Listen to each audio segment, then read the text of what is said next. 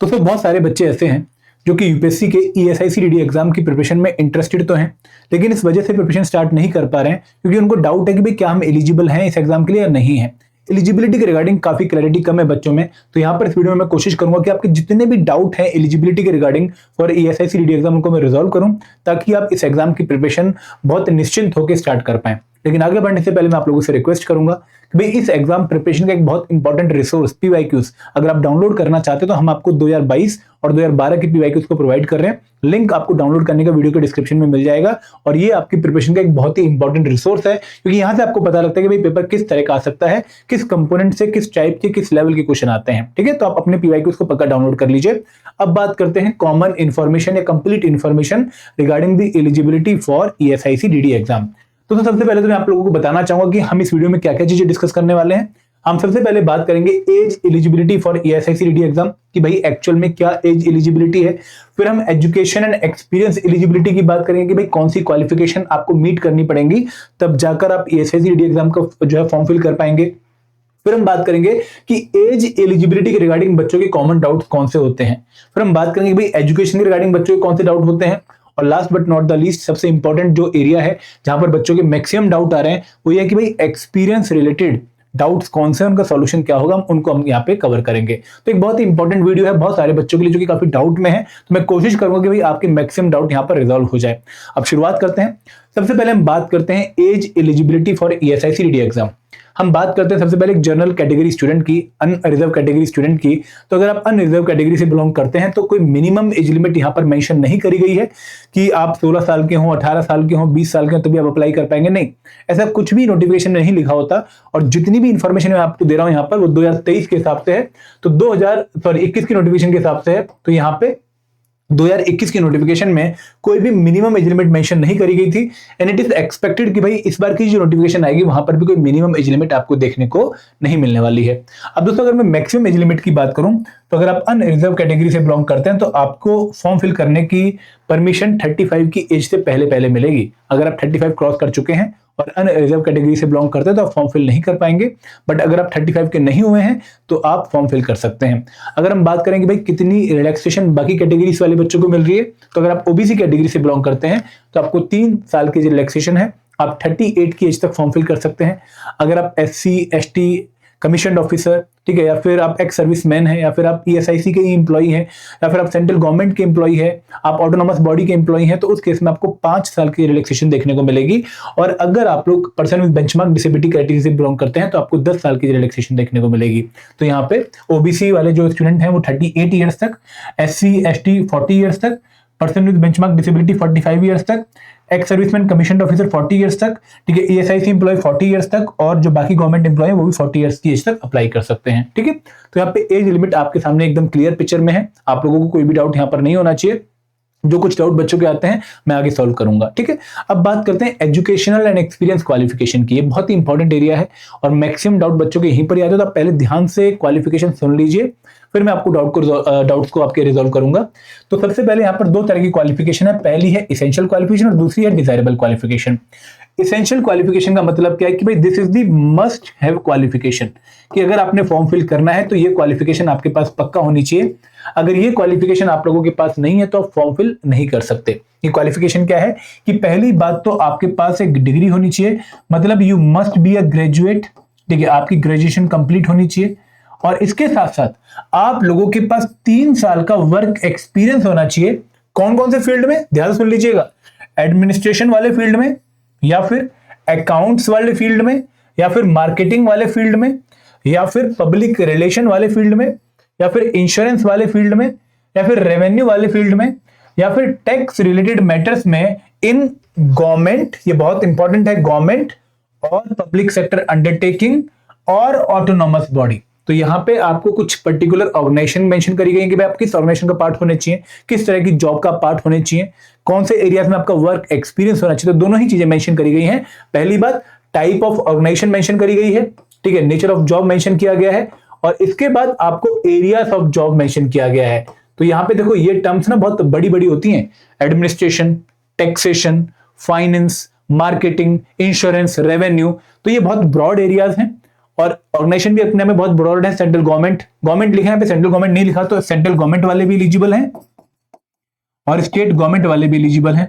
Public sector undertaking कि भाई अगर आप किसी पीएसयू में हो, ठीक है, और इवन अगर आप किसी बैंक में हो तो भी आप एलिजिबल हो। और autonomous body like EPFO, like ESIC, like RBI grade B, जो एक एक्ट के थ्रू बनी है और किसी मिनिस्ट्री के अंडर डायरेक्टली परफॉर्म नहीं करती हैं, वो अपना इंडिपेंडेंट काम करती हैं, तो ऐसे ऑर्गेनाइजेशन का अगर आप पार्ट हो तो भी आप अप्लाई कर सकते हो। देखो ऑटोनोमस बॉडी का मतलब समझ जाइए, जैसे ईएसआईसी है, ठीक है, अपने आप में एक ऑटोनोमस बॉडी है। ईपीएफओ है, एम्प्लॉइज प्रोविडेंट फंड ऑर्गेनाइजेशन, अपने आप में एक स्टैट्यूटरी बॉडी है, 1952 के एक्ट के थ्रू बनी है, ऑटोनोमस फंक्शनिंग करती है, किसी का इसके ऊपर इन्फ्लुएंस नहीं है, अपना इनका बोर्ड है, ट्रस्टी बोर्ड है, वो जो इनका काम संभालता है। तो ये ऑर्गेनाइजेशन जो है, अगर आप इनमें इन्वॉल्व हो, इनके अंदर काम करते हो, 3 साल से काम हो चुका है और इन एरियाज में काम करते हो, तो आप एलिजिबल हो। अब यहाँ पे ये बाउंड्री सेट हो गई है, कौन से एरियाज और कौन से ऑर्गेनाइजेशन, इन्हीं के बेसिस पे हम आपको आंसर देंगे आगे। और दोस्तों यहाँ पे याद रखिएगा कि जब आप अपना एक्सपीरियंस सर्टिफिकेट लेकर जाएंगे यूपीएससी के पास during document verification after clearing the recruitment test for ESIC DD exam, तब आपके उस पर्टिकुलर परफॉर्मा के बेस पे, उस सर्टिफिकेट के बेस पे डिसाइड होगा कि भाई आप इस कंडीशन को सेटिस्फाई कर रहे हो या नहीं कर रहे हो।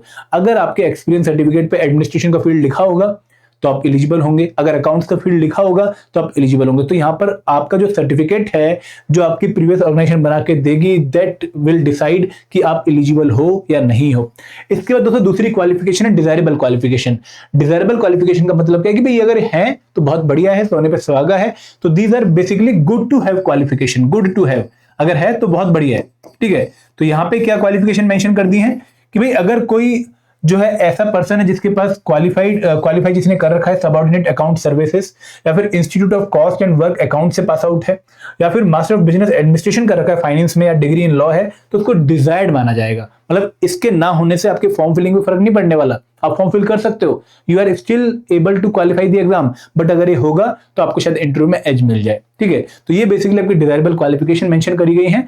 तो आपको अब क्वालिफिकेशन के रिगार्डिंग मैंने थोड़ी क्लैरिटी दी है, अब हम आपके डाउट्स देखते हैं, ठीक है। तो अगर मैं बात करूं पहले डाउट्स रिगार्डिंग एज एलिजिबिलिटी, तो सबसे पहला डाउट यह था कि सर एज कैलकुलेट करने के लिए कट ऑफ डेट क्या होगी, हम कौन सी डेट से जज करेंगे कि भाई हमने क्राइटेरिया फुलफिल कर रखा है नहीं कर रखा है। देखो यहाँ पे नोटिफिकेशन में क्लियरली मेंशन है कि जो last date of filling of application form होती है, उस डेट पे डिसाइड होगा कि आप कंडीशन सेटिस्फाई कर रहे हैं या नहीं कर रहे हैं। फॉर एग्जाम्पल मैं एक एग्जाम्पल ले रहा हूं कि 15 जून 2026 को एग्जाम की नोटिफिकेशन आती है, ठीक है, 15 जून 2026 को अगर नोटिफिकेशन आती है और लास्ट डेट फॉर्म फिल करने की 10 जुलाई 2026 है, ठीक है, तो 10 जुलाई 2026 को चेक होगा कि भाई अगर आप अनरिजर्व कैटेगरी से बिलोंग करते हो तो क्या आप 35 के हो चुके हैं या नहीं हुए हैं। अगर हो चुके हैं इस पर्टिकुलर डेट पर तो आप एलिजिबल नहीं हैं, अगर नहीं हुए हो 35 के तो आप एलिजिबल हो। सिमिलरली ओबीसी कैटेगरी के लिए 38 की एज कौन सी डेट पर डिसाइड की जाएगी, कौन सी डेट पे चेक की जाएगी, इस पर्टिकुलर डेट पे चेक की जाएगी जो last date of filling of application form है। तो यहाँ पे कट ऑफ डेट नोटिफिकेशन में जनरली जो फाइनल डेट होती है एप्लीकेशन फॉर्म सबमिट करने की, वो डेट मेंशन होती है। विल एसिक डीडी या ESIC employees get age relaxation? Yes, you will get the age relaxation of 5 year. Notification में क्लियरली मेंशन किया गया है, तो आपको डाउट नहीं लेना है। What is the minimum age limit to apply for ESIC DD exam? ये भी कुछ बच्चों को डाउट है। दोस्तों कोई भी minimum age limit एसिक DD exam के लिए अप्लाई करने के लिए मेंशन नहीं कर रखी है। आप 16 के हो, आप 20 के हो, आप 25 के हो, बट आप बाकी कंडीशन सेटिस्फाई कर रहे हो। कौन कौन सी? डिग्री आपके पास है और आपको 3 साल का वर्क एक्सपीरियंस हो चुका है तो आप एलिजिबल हो। तो मिनिमम एज लिमिट की आपको टेंशन नहीं लेनी है। तो एज रिगार्डिंग जो डाउट थे आई होप आपके रिजॉल्व हो गए होंगे। आगे बढ़ते हैं, एजुकेशन रिगार्डिंग डाउट ले लेते हैं। कुछ बच्चों का डाउट था कि सर जो एसिक डीडी है इस पर्टिकुलर पोस्ट के लिए थोड़े से रिक्रूटमेंट रूल्स में बदलाव हुआ है, 2023 में अपडेट आई है।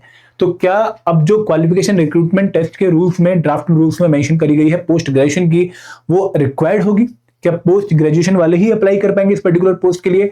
दोस्तों ऐसा अभी तक कुछ नहीं है, वो रूल ड्राफ्ट रूल है, उनके पास होने में काफी टाइम रहेगा। और जो नोटिफिकेशन अभी एक्सपेक्टेड है वहां पर मुझे नहीं लगता कि उस पर्टिकुलर ड्राफ्ट रूल के हिसाब से आपकी जो है एलिजिबिलिटी कंडीशन डिसाइड होगी। तो अगर आप लोगों के पास पोस्ट ग्रेजुएशन नहीं भी है, आप बाकी कंडीशन सेटिस्फाई कर रहे हैं, आप ग्रेजुएट हैं, आपके पास डिग्री है और आपके पास वर्क एक्सपीरियंस है 3 साल का रिक्वायर्ड फील्ड्स में, then you can apply for this exam, you are eligible to apply for this exam. Post graduation होनी जरूरी नहीं है इस एग्जाम का फॉर्म फिल करने के लिए। क्या फाइनल ईयर वाला स्टूडेंट अप्लाई कर सकता है? दोस्तों फाइनल ईयर वाले स्टूडेंट को अप्लाई करने का मौका इसलिए नहीं मिलेगा क्योंकि ग्रेजुएशन के साथ आपका 3 साल का वर्क एक्सपीरियंस रिक्वायर्ड है, वो भी गवर्नमेंट जॉब में, पीएसयूज में, ऑटोनोमस बॉडीज में। तो वहां पर आप अगर फाइनल ईयर में नहीं हो तो आप कैसे उनका पार्ट बनोगे और वर्क कैसे आएगा? तो यहाँ पे ये वाली कंडीशन भी आपकी जो है नो के फॉर्म में है। यहाँ पे post graduation required, no, not required. Final year वाला अप्लाई कर सकता है, नहीं अप्लाई कर सकता। I have done graduation through distance education, am I eligible? कि मेरी ग्रेजुएशन तो है मेरे पास 3 साल का वर्क एक्सपीरियंस भी, लेकिन मैंने ग्रेजुएशन रेगुलर नहीं करी थी, मैंने इग्नू डिस्टेंस एजुकेशन के थ्रू करी थी, तो क्या मैं एलिजिबल हूं? बिल्कुल एलिजिबल हो, कोई यहाँ पे टेंशन आप लोगों को नहीं लेनी है। सर मैंने ग्रेजुएशन फलाने फील्ड में करी है, मैंने जो है बीए कर रखी है, मैंने बीटेक कर रखी है, मैंने बीएससी कर रखी है, मैंने बीकॉम कर रखा है, मैंने जो है कुछ और कर रखा है, एलएलबी वगैरह कर रखा है, तो क्या मैं एलिजिबल हूं? दोस्तों आपने किसी भी फील्ड में ग्रेजुएशन क्यों ना कर रखी हो, you are eligible to apply for this exam. तो यहाँ पे डिग्री का फील्ड मेंशन नहीं किया गया कि भाई आप इसी फील्ड वाले डिग्री वाले अप्लाई करेंगे, ऐसा कहीं नहीं लिखा जाता। तो आप किसी भी फील्ड से ग्रेजुएशन करके आए हैं, आप 3 साल का वर्क एक्स रखते हैं डिजायर्ड फील्ड में, तो you are able to apply for this exam, you will be able to apply for this exam. Clear है? तो यहाँ पे ग्रेजुएशन के रिगार्डिंग कोई भी डाउट है तो आपके शायद रिजॉल्व हो गए होंगे। आगे बढ़ते हैं तो अब बात करते हैं सबसे कॉमन डाउट्स जो काफी बच्चों के थे, एक्सपीरियंस के रिलेटेड डाउट्स। तो यहाँ पे पहला डाउट ये था कि सर मैं अगर पब्लिक सेक्टर बैंक में काम कर रहा हूं तो am I eligible? Yes you are eligible, क्योंकि जनरली पब्लिक सेक्टर बैंक में अगर आप क्लर्क भी हैं या फिर अगर आप पीओ भी हैं, ठीक है, उस केस में आप जनरली पब्लिक रिलेशन वाले जो है डोमेन में इन्वॉल्व होते हैं। तो यहाँ पे चांसेस तो मैं नहीं कहूंगा, काफी हाई चांसेस ही है, ऑलमोस्ट 100% श्योरिटी है कि भाई you can apply for this exam. ठीक है, तो पीएसबी वाले जो बच्चे हैं, स्टूडेंट्स हैं, एस्पिरेंट्स हैं, they can apply for this exam, ऐसा कोई भी डाउट उनको नहीं लेना है। Sir working in CA firm, am I eligible? तो सीए फर्म भले ही आप अकाउंट्स वाले जो है रिलेटेड फंक्शन आप कर रहे हैं, बट अगर ये प्राइवेट फर्म है तो आप एलिजिबल नहीं है, क्योंकि यहाँ पे क्लियरली मेंशन्ड है government body, PSU, autonomous organisation. तो यहाँ पे अगर आप सीए हैं, प्राइवेट फर्म में है, तो आप एलिजिबल नहीं है। Working as station master in Indian railway, ये एक बहुत इंपॉर्टेंट पॉइंट था। देखो स्टेशन मास्टर मतलब आप एक स्टेशन के इंचार्ज हो, बेसिकली आपका काम एडमिनिस्ट्रेशन वाला हो गया, बट आपका जो एक्सपीरियंस सर्टिफिकेट बनेगा क्या वहां पर ये वर्क एडमिनिस्ट्रेशन वाला मेंशन होगा, ये वर्ड मेंशन होगा? अगर मेंशन होगा तो आप एलिजिबल हो, अगर आपके एक्सपीरियंस सर्टिफिकेट में वर्ड नहीं होगा तो आप एलिजिबल नहीं हो। तो यहाँ पे वो परफॉर्मा बहुत जो है इंपॉर्टेंट हो जाएगा। जनरली मुझे ऐसा लगता है कि स्टेशन मास्टर पे क्योंकि आपका काम कहीं ना कहीं एडमिनिस्ट्रेशन वाला हो जाता है, then you can apply for this exam, but subject to the proforma, वो आपको सर्टिफिकेट बहुत ध्यान से बनाना पड़ेगा एक्सपीरियंस वाला, क्योंकि उसी के ऊपर आपकी एलिजिबिलिटी फिर डिसाइड होगी। I am working private job from last 4 year, 3 साल वाली कंडीशन में सेटिस्फाई कर रहा हूँ, 3 साल से ज्यादा मैं काम कर रहा हूँ, लेकिन गवर्नमेंट जॉब में नहीं कर रहा, प्राइवेट जॉब में कर रहा हूँ, तो क्या मैं एलिजिबल हूँ? नहीं दोस्तों, प्राइवेट जॉब वाले दोस्त इस पर्टिकुलर एग्जाम के लिए एलिजिबल नहीं है। Is teaching experience valid to apply for this exam? Again दोस्तों, अगर आप उन 7 एरियाज में administration, public relation, marketing, revenue, taxation वाले एरिया से रिलेट करते हैं तो ये आप अप्लाई कर पाएंगे। अगेन टीचिंग एक्सपीरियंस से वो एरिया से रिलेट नहीं होते हैं, तो there are very less chances कि वो आपकी एलिजिबिलिटी को अप्रूव करेंगे। ठीक है, आगे बढ़ते हैं, और भी डाउट देख लेते हैं। Working as scientific assistant in IMD, am I eligible? Again आप अपनी इस क्राइटेरिया को उन 7 फील्ड से रिलेट करो कि भाई क्या आप जो है असिस्टेंट की जब आप भूमिका निभा रहे हैं तो क्या आप पब्लिक रिलेशन वाला काम कर रहे हैं, या फिर आप जो है टैक्सेशन वाले मैटर से रिलेट करते हैं, क्या आप रेवेन्यू वाले मैटर से रिलेट करते हैं, किस मैटर से रिलेट करते हैं उन 7 में से? अगर आपको लगता है कि हाँ आप किसी पर्टिकुलर मैटर से रिलेट करते हैं और आपकी गवर्नमेंट जॉब है, you can apply for this exam. ठीक है, वर्किंग एज स्टेनोग्राफर, अगेन कहां पर स्टेनोग्राफर की जो है पोस्ट कर रहे हैं, और अगेन मुझे नहीं लगता कि आप एलिजिबल होंगे, क्योंकि आपका इनमें से कोई काम नहीं है, आप बेसिकली एक असिस्टेंट की तरह काम कर रहे हैं जो कि खुद डायरेक्टली पब्लिक रिलेशन या फिर किसी और एरिया से रिलेट नहीं करता है। अगर आप कर रहे हैं, अगर आपको लगता है कि सर मेरा काम ही लोगों से डील करना है, देन गवर्नमेंट जॉब 3 साल से ऊपर, तो आप एलिजिबल हो जाएंगे। LDC in central government job, there are very high chances कि भाई यू आर एलिजिबल, मतलब ये वाले जो लोग हैं पक्का एलिजिबल होंगे, क्योंकि जनरली आपका काम पब्लिक रिलेशन वाले डोमेन से रिलेट हो जाता है। State government employees can apply, बिल्कुल अप्लाई। वहां पे गवर्नमेंट जॉब मेंशन कर रखा है, ये नहीं बोल रखा कि सेंट्रल गवर्नमेंट जॉब और private state government job. UT वाले भी अप्लाई कर सकते हैं, सेंटर वाले भी अप्लाई कर सकते हैं, और स्टेट गवर्नमेंट वाले भी अप्लाई कर सकते हैं। व्हाट आर ऑटोनोमस बॉडीज, ये भी कुछ बच्चों को डाउट था। देखो दोस्तों, ऑटोनोमस बॉडी एक ऐसी संस्थाएं होती हैं जहां पर आपको किसी मिनिस्ट्री का डायरेक्ट कंट्रोल देखने को नहीं मिलेगा, वो इंडिपेंडेंटली फंक्शन करती हैं। For example EPFO, for example ESIC, RBI, SEBI, generally autonomous bodies हैं। तो यहां पे अगर कोई एम्प्लॉय काम करता है तो वो भी एग्जाम दे सकता है ईपीएफओ का। ठीक है, इनमें भी अगर उसका 3 साल से ऊपर वर्क एक्सपीरियंस है तो वो एलिजिबल है एसएसडीडी का एग्जाम देने के लिए। ठीक है, आगे कुछ और भी डाउट थे। Working as translation officer in government department, am I eligible? देखो अगेन, अगर आप पब्लिक रिलेशन वाला काम कर रहे हो, आपका काम वह है और 3 साल से ऊपर आपकी जॉब हो चुकी है, तो आप एलिजिबल हो। Working as ASO in central government, again वही कंडीशन देखिए कि आप किस फील्ड से रिलेट करते हैं। अगर आप रिलेट करते हैं पब्लिक रिलेशन से, एडमिनिस्ट्रेशन से, रेवेन्यू से, तो आप एलिजिबल हैं क्योंकि आपके 5 साल से ऊपर हो चुके हैं। Working in general insurance company, अगर ये प्राइवेट कंपनी है then you are not eligible. Working in administration department of MES, you are eligible क्योंकि आप एडमिनिस्ट्रेशन डिपार्टमेंट में हैं, एमईएस में हैं, और यहां पर आपको 3 साल से ऊपर अगर हो चुके हैं तो आप एलिजिबल हैं। Not having work experience but done graduation in law, तो यू आर नॉट एलिजिबल। आप अगर एक फील्ड सेटिस्फाई कर रहे हैं कि भाई हम आपकी ग्रेजुएशन कंप्लीट है, लॉ में जो है ग्रेजुएशन कंप्लीट है, आप डिजायरेबल क्वालिफिकेशन मीट कर रहे हैं बट आप इसेंशियल क्वालिफिकेशन एक्सपीरियंस वाली मीट नहीं कर रहे हैं, then you are not eligible. तो यहाँ पे मैं एक बार दोबारा से समराइज करना चाहूंगा कि भाई वही भाई और बहन एलिजिबल हैं इस पर्टिकुलर एग्जाम के लिए जिनको 3 साल से ज्यादा का वर्क एक्सपीरियंस है, ठीक है, गवर्नमेंट जॉब में।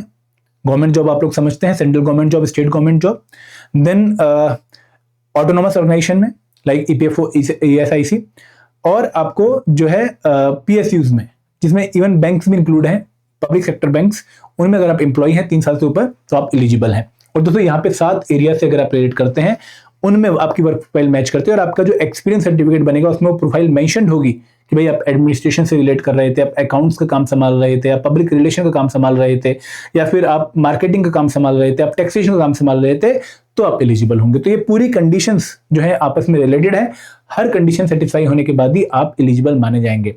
और दोस्तों यहाँ पे यूपीएससी की डिस्क्रिप्शन है कि भाई अगर आप अदरवाइज वेल क्वालिफाइड है तो वो आपको रिलैक्सेशन दे सकती है, बट यहाँ पे आपको उसके बेसिस पे डिपेंडेंट नहीं रहना चाहिए, आपको ये कंडीशन सेटिस्फाई अगर हो रही है तभी इस एग्जाम का फॉर्म फिल करना चाहिए।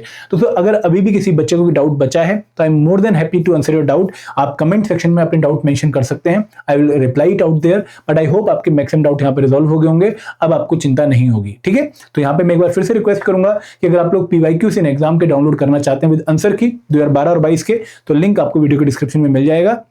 और अगर आपको वीडियो अच्छी लगी तो एक बार आप लोगों की तरफ से मैं एक गुड वीडियो वाला जो है कमेंट देखना चाहूंगा सभी की तरफ से। This is all from my side, thank you very much, जय हिंद, जय भारत।